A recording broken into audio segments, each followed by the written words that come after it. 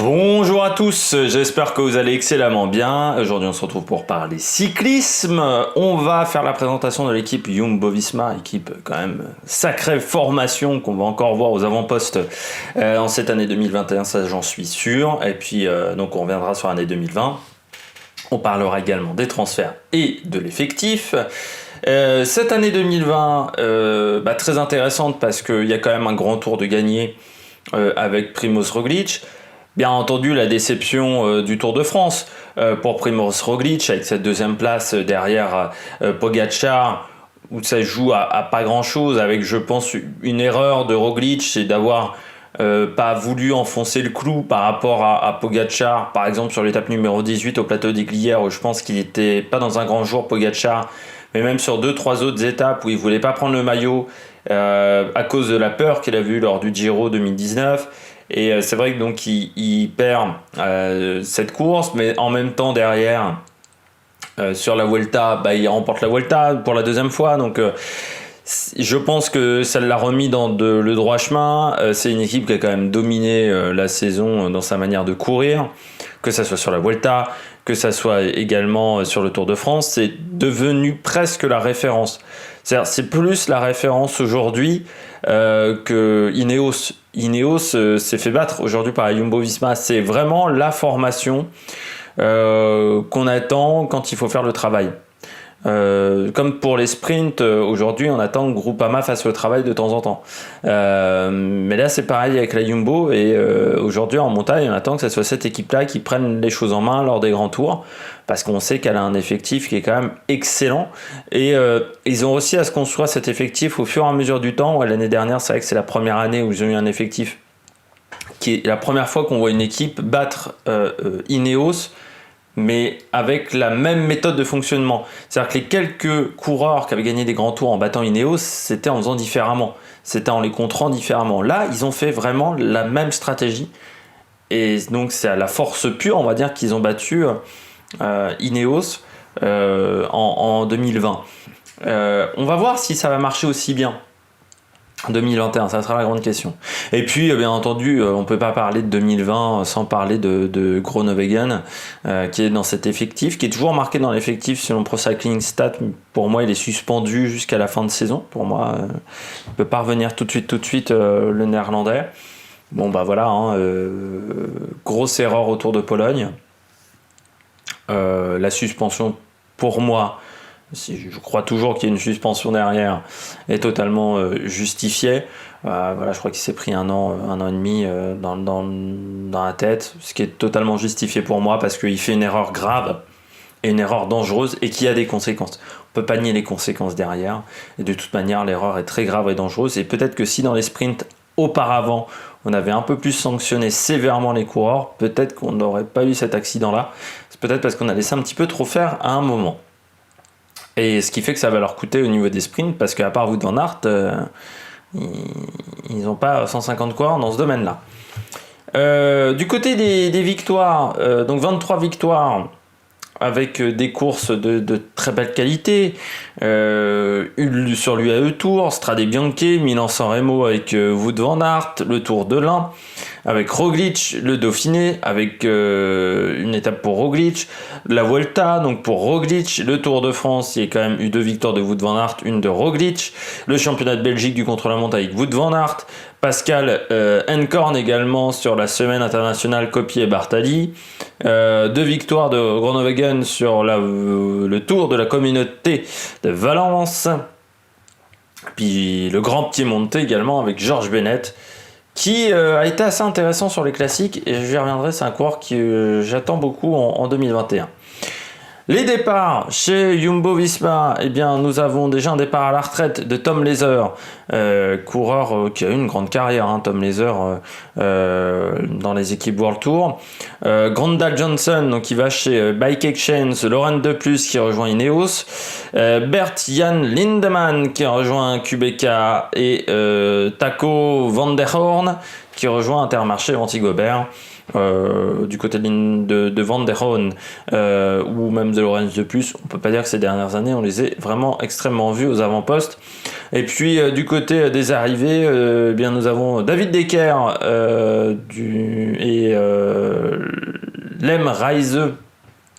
Lem Reise qui vient de l'équipe de développement de Jumbo-Visma, comme Olav Kouaich, alors je sais pas trop comment on doit dire, hein. Voilà, qui vient également de l'équipe de développement. Et puis on a Eduardo Affini, très bon coureur, qui vient de Mitchelton Scott. Nous avons également Nathan Van Hooydonk qui vient de la CCC, et Samoumen de la Sunweb. L'effectif 2021 au niveau global, c'est un beau mélange d'expérience et de jeunesse.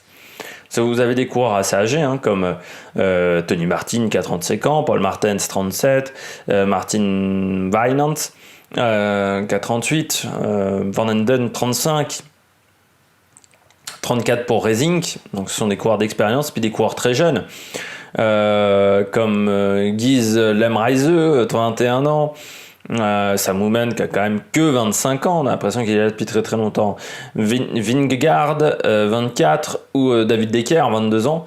David Decker, il faut vérifier, est-ce que c'est de la même famille que Eric Decker? Est-ce que c'est la même famille? Je n'en ai aucune idée, ce n'est pas marqué, donc ça doit peut-être pas être la même famille. J'ai pas d'infos là-dessus, donc je peux pas vous dire, mais ah si, c'est son père, Eric Decker. Pardon, j'avais pas vu sur le côté. Donc si, belle famille de cyclistes, hein. Puis assez habitué, c'est un peu normal qu'il soit à la Jumbo, hein. Je rappelle que la Jumbo avant c'était la Rabobank. Donc c'est un petit peu normal. On voit que j'ai bien préparé ces vidéos. Donc les coureurs que je vais suivre, déjà Tom Dumoulin, 30 ans Tom Dumoulin.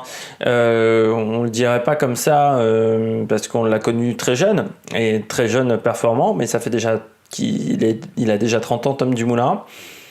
Année 2020, pas incroyable, hein. Première année chez Jumbo. On l'attendait un peu plus aux avant-postes. Même s'il a fait un beau travail d'équipier pour Roglic sur le Tour de France, hein. Ça a été un homme, surtout en troisième semaine, important. Et il finit 7e quand même du général, également de ce Tour de France. On l'a peu vu ensuite dans d'autres courses, ce qui a été peut-être un petit peu dommageable, je dirais, pour un coureur comme lui. Et donc en 2020, on l'attend un peu plus aux avant-postes parce que j'ai peur que sinon il devienne un coéquipier de luxe pour Primož Roglic ou pour un Sepp Kuss. Deuxième coureur que j'attends beaucoup, c'est Sepp Kuss, parce que moi c'est vraiment un coureur qui m'a vraiment impressionné sur le dernier Tour de France en montagne. Je l'ai trouvé vraiment excellent, l'américain. Je m'attendais pas à ça de sa part. J'ai été plutôt surpris quand même de cette performance, puisque je ne l'avais pas forcément repéré énormément avant, et surtout pas à ce niveau-là. Et j'ai trouvé qu'il a fait vraiment du très très bon travail. Il a épaulé Roglic. C'est vrai que sur la défaite, on va dire, du Tour de France où il finit que deuxième, Roglic, alors qu'il attendait la victoire, on peut pas dire que son équipe ne l'a pas épaulé. Son équipe a vraiment été exceptionnelle. Et c'est vrai qu'il a fait vraiment du très très bon travail, Sepp Kuss.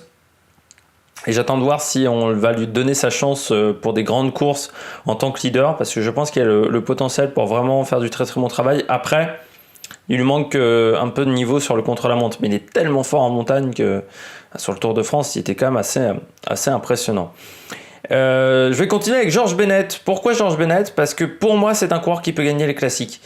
George Bennett, pendant toute sa carrière, parce qu'il a déjà 30 ans, on l'a vu comme un coureur de grand tour, comme un grimpeur, comme un coureur complet, on va dire.